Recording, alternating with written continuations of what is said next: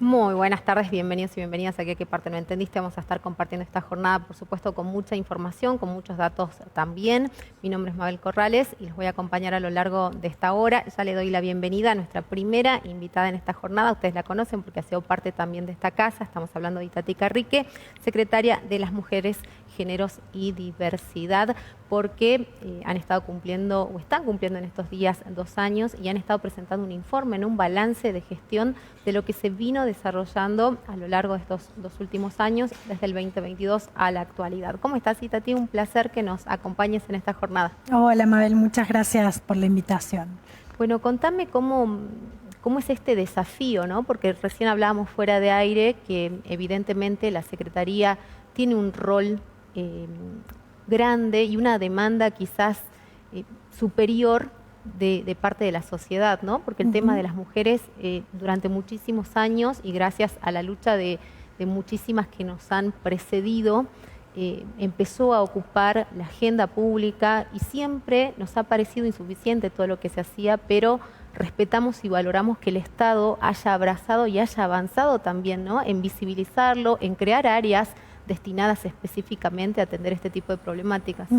Sí, así es. La verdad es que el gobierno de la provincia y los gobiernos de la provincia en los últimos años han ido avanzando desde el año 2014 hasta ahora en generar políticas o algunas políticas al menos que han tratado o han buscado resolver la problemática de la violencia de género. Recordemos que nuestra provincia está en emergencia por violencia de género desde el año 2014 y claramente declarada la emergencia, lo que hace es obligar a los gobiernos a que se ocupen de esta temática. Desde ese momento hasta la fecha, hasta el año 2022, si se quiere, el momento de creación de la Secretaría, se avanzó de alguna manera creando foros especializados dentro de la justicia, creando juzgados, fiscalías especializadas en materias de violencia familiar y violencia de género. Se creó el Polo Integral de las Mujeres, se creó el Observatorio contra la Violencia contra las Mujeres. Sin embargo, siempre resultó insuficiente, ¿no? Y a partir del año 2022, como vos decías, si bien había algunas áreas dentro del gobierno que trabajaban la temática, en el año 2022 sucede lo que es la jerarquización del área. ¿Qué implica esto?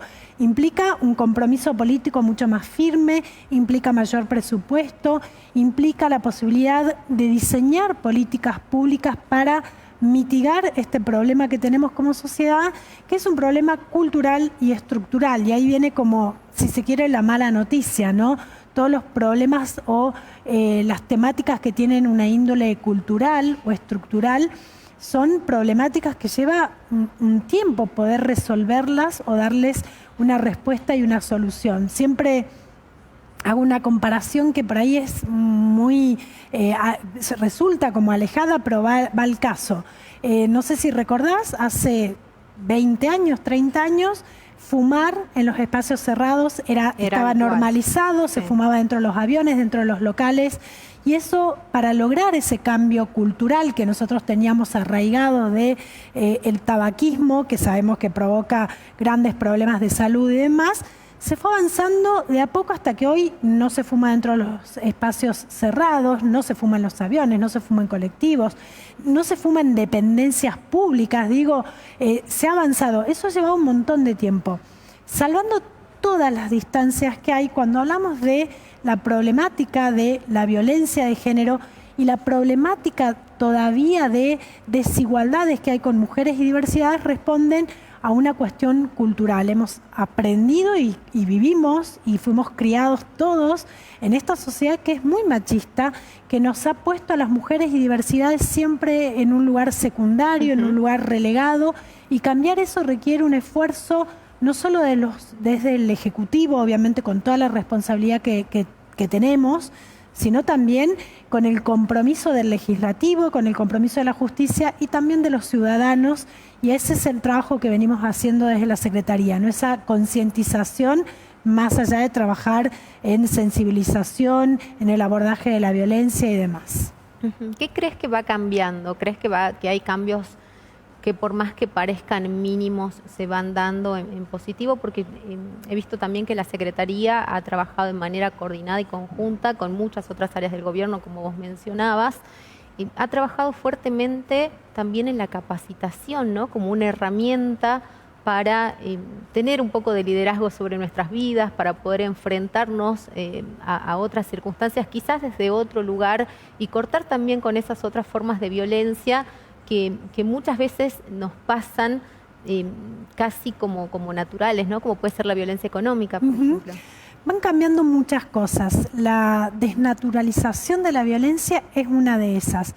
Hace un tiempo, si uno preguntaba a su abuela, a su mamá si había sufrido algún tipo de violencia, lo más probable era que nos dijeran que no, porque se identificaba la violencia con el golpe.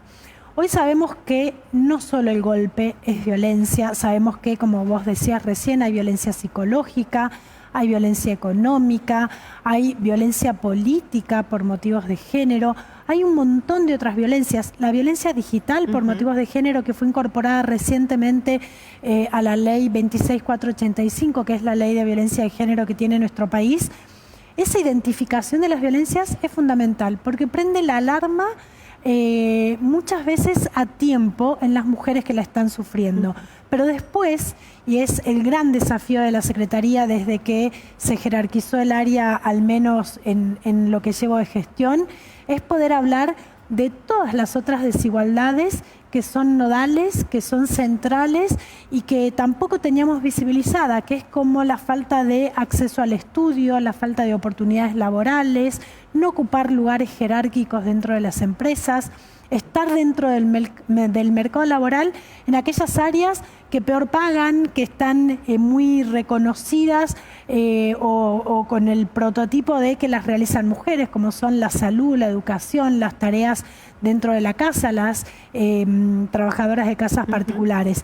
Hoy estamos promoviendo que se visibilice esta desigualdad, que las mujeres podamos capacitarnos para ingresar a sectores del mercado en los que no estamos, que son los que mejor pagan, como es la construcción.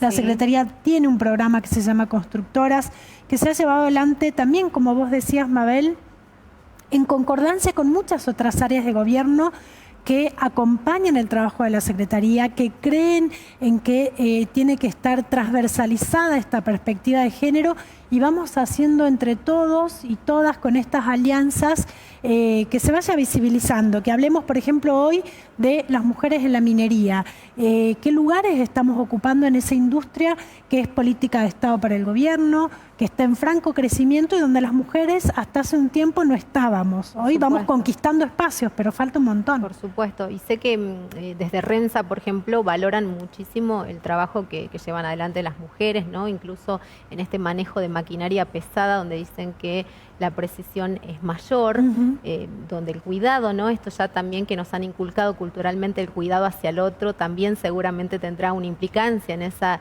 eficiencia para desarrollar semejante labor. Así que, bueno, es importantísimo esto que nos señalás y cómo esto puede ir cambiando también si hay un Estado presente, ¿no? Sobre todo en un momento donde se discute tanto la presencia del Estado, donde se demonizan además estos espacios que hemos ido conquistando, tratando de buscar igualdad, ¿no? Y muchas veces teniendo que generar cupos laborales para que eso sea efectivo. La presencia del Estado donde hay desigualdad, donde no hay igualdad de oportunidades para los ciudadanos, es fundamental. Sin la presencia del Estado no vamos a conquistar nunca una sociedad más justa. Claro que es necesario que se comprometan otras áreas, que se comprometan los privados, pero el Estado es el primero en que tiene que estar para dar el ejemplo, el primero que tiene que estar para imponer políticas públicas que vayan en este sentido, y por eso la jerarquización del área en esta problemática que tenemos las mujeres y diversidades es muy importante. Tenemos muchas herramientas. El cupo ha sido una herramienta que ha comenzado a usarse hace muchísimos años, por ejemplo, en la política, para que las mujeres podamos acceder a la política, para que podamos estar en las cámaras legislativas, pero también tenemos que seguir pensando cómo damos un paso más, ¿no? Porque si bien la lucha de las mujeres y las diversidades a lo largo de la historia tiene muchísimos años, no arrancó ahora, no somos las primeras caras, no es invento nuestro, y tenemos en Salta mujeres que vienen luchando hace 40 años por la igualdad. Hay que decir que en el último tiempo, en los últimos años, logramos dar pasos muy importantes que tienen que ver con el derecho a decidir de las mujeres, que tienen que ver con la participación política. Ahora tenemos que seguir pensando cómo, porque claramente es insuficiente. Y en el cómo yo creo firmemente que tiene que haber, más allá del compromiso del Estado, el compromiso real, tiene que haber una concientización de la sociedad entera, ¿no? Insisto mucho en el sector privado, insisto en las legislaturas para tener leyes que propicien la inclusión laboral de las mujeres, insisto en el Estado más presente, buscando ser ejemplar en cómo aborda estas temáticas, en cómo busca dar una solución. Si no nos comprometemos todos, es muy difícil que esta problemática o esta realidad para las mujeres cambie. Seguro que sí. ¿Cómo articulan con otros organismos que ya fueron creados? El Observatorio, por ejemplo, de Violencia contra las Mujeres existe hace muchos años en la provincia, ha sido creado por ley y tiene como función, ¿no?, también poder estudiar qué es lo que está pasando a nivel provincial, estudiar qué es lo que ocurre en cada municipio y a partir de allí brindar, ¿no?, como una hoja de ruta para que justamente el Estado pueda concretar políticas públicas específicas en base a esto. El Polo Integral de las Mujeres también tiene un rol protagónico. ¿Crees que la gente aprendió a diferenciarlos, conoce algunas funciones que llevan adelante o todavía ese camino quizás cuando uno necesita orientación es un poco difícil de recorrer? No, a veces es difícil identificar qué tiene o qué debe hacer cada organismo. Sí. Pero es difícil no solamente nuestra temática. Si vos le vas a preguntar al ciudadano que tiene un microbasural en la esquina de su casa, él quiere que se lo resuelvan. No sabe si depende de la provincia, del municipio o de quién. ¿A qué área hay que llamar? O a qué área hay que llamar. Él quiere que se lo resuelvan. Si es ambiente, si es la municipalidad. Y acá pasa un poco lo mismo, ¿no? Una persona que está atravesando esta problemática muchas veces es verdad que toca distintas puertas porque quizá no sabe cuál es el lugar adecuado para dar respuesta o le debe tender una mano. Como bien dijiste, el observatorio tiene un rol fundamental que es el de observar, el de generar estadísticas que luego nos permitan tomar decisiones sobre la política pública para dar respuesta a esa demanda. La Secretaría lo que hace, está en sus funciones, brindar asesoramiento, hablando en materia de violencia de género específicamente, brinda asesoramiento y acompañamiento a personas que sufren violencia por motivos de género o violencia familiar. Hoy funcionamos de 8 de la mañana a 20 horas, pero entendiendo estos números que genera el observatorio, entendiendo la demanda, estamos buscando ir hacia una atención 24 horas, que es una gran deuda que tenemos como Estado provincial, poder atender 24 horas estas demandas. Esto va a suceder en el corto plazo y además la Secretaría lo que tiene también como gran rol es poder sensibilizar sobre estas temáticas, capacitar a distintos organismos del Estado y también por fuera del Estado. En lo que tiene que ver con atención a violencia de género hay que decir que la Secretaría no brinda patrocinio legal, por ejemplo, que eso corresponde a las defensorías o directamente, obviamente, a tener abogados particulares, que no todos tienen esa posibilidad, para eso están las defensorías. También hay que decir en ese sentido que sí articulamos con el Poder Judicial de manera permanente y articulamos con otros organismos para que haya una respuesta coordinada hacia las personas que están sufriendo violencia por motivos de género. Y en el caso específico de los femicidios, porque hay que hablar de eso, la Secretaría no tiene intervención directa porque estamos hablando de un delito grave como un femicidio que son abordados o acompañados por parte del Ejecutivo desde la Secretaría de Justicia, que ahí también siempre hay como una un no entendimiento de cuando hay un femicidio miran a la Secretaría y no tenemos nosotros intervención. Ese trabajo lo hace muy bien la Secretaría de Justicia con el acompañamiento a los familiares de las víctimas, con un asesoramiento permanente, y si es necesaria una derivación a nuestra área se hace, pero digamos que no es un caso que vemos puntualmente nosotros.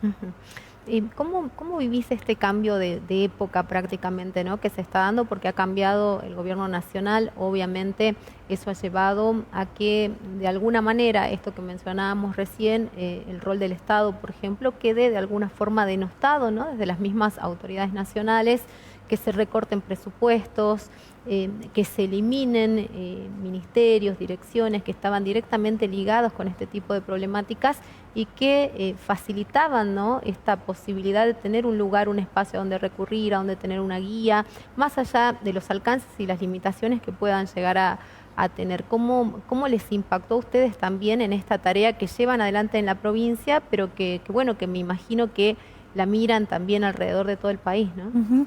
Con mucha preocupación, la verdad que el cambio de gobierno nos ha puesto al menos a la Secretaría, diría que a todas las dependencias y a todos los gobiernos provinciales en una situación de alerta.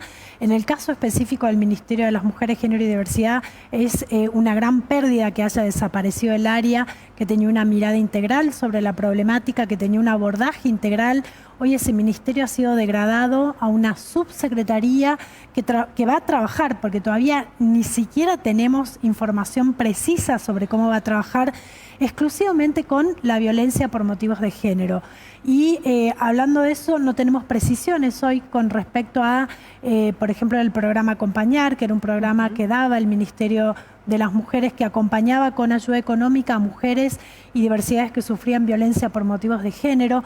No tenemos precisión qué va a pasar con eso, no tenemos precisión qué va a pasar con la línea 144, que es la línea de asistencia a mujeres que sufren violencia de género, una línea telefónica que funciona las 24 horas del día, los 365 días del año para todo el territorio provincial, que sabe quién está en cada provincia, que sabe si llama una salteña, a dónde derivarla con un domicilio, con una comisaría cercana o derivándola, por ejemplo, al Polo Integral de las Mujeres. Tenemos muchas inquietudes, estamos pidiendo una reunión con la ministra de Capital Humano que todavía no hemos concretado. Y estamos expectantes porque claramente no pasa solamente por la degradación de un ministerio, pasa también por los discursos de la persona que lleva adelante nuestro país, que niega las desigualdades de género, niega las brechas de género. Incluso privilegios, ¿no? Porque se llega a hablar en este tono y bueno, eso también genera violencia, genera odios, genera es un discurso de odio muy preocupante, sobre todo para las personas que están en desigualdad de condiciones, como mujeres y diversidades. Entonces, la preocupación es muy grande. Sin embargo, sí podemos decir que la decisión del gobernador en la provincia ha sido mantener el área, que esto no ha sucedido en todas las provincias del país. La mayoría de las provincias del país han degradado sus áreas de alguna manera y en Salta eso se mantiene. Y esto quiere decir que mantenemos nuestro presupuesto, que mantenemos el compromiso político en esta temática, que mantenemos el trabajo. Y eso no es menor en un contexto, como te digo, Mabel, que en muchas provincias se han degradado las áreas. Nosotros teníamos 5 ministerios de las mujeres en el país, hoy queda solamente uno. Esto no es menor. Tenemos muchas provincias que tenían secretarías que han pasado a ser direcciones. Claro. Y esto tiene un impacto en el trabajo sobre la problemática. Y claramente se va a ir viendo con el transcurso de los días, de los meses, y también se va a ver cuando la problemática social y económica que estamos atravesando va a impactar sobre todo en las mujeres. Claro que sí. Porque es lineal. En la pandemia lo vimos. La pandemia, ¿a quién afectó? Afectó principalmente a mujeres, a niños, a niñas, adolescentes y a diversidades. Bueno, y los episodios de violencia de género que alcanzaban picos se extremaron. Claro, se extremaron y según datos que hemos podido relevar del observatorio, también ocurren mucho en la noche y especialmente los fines de semana, ¿no? Por eso también la importancia de lo que vos mencionabas recién, de poder brindar un servicio 24 horas. Así que, bueno, espero que puedan seguir trabajando y que efectivamente esto que vos decís se represente, ¿no? Un cambio cultural, por más que sabemos que eso lleva muchos años, pero bueno, que cada uno desde su lugar pueda también empezar a gestarlo. Ojalá que sí. Nosotras desde la Secretaría, todo el equipo de la Secretaría tenemos la convicción de que estamos trabajando por algo que es sumamente necesario, que nos merecemos esta sociedad más justa e igualitaria, mujeres y diversidades sobre todo, pero en realidad nos merecemos todo como sociedad, una sociedad donde la igualdad de derechos y oportunidades es real, es una sociedad mejor, ni más ni menos. Y ahí tenemos que equiparar esa balanza que históricamente nos ha estado desequilibrada, que nos ha perjudicado por un sinfín de razones, y hoy tenemos que equipararla porque merecemos una sociedad mejor. Y si no hay igualdad de derechos y oportunidades para mujeres y diversidades, estamos lejos de eso. Muchísimas gracias, Itatí. Gracias a vos. Gracias por acompañarnos en esta tarde. Nosotros nos vamos a la pausa. Quédate ahí, ya volvemos.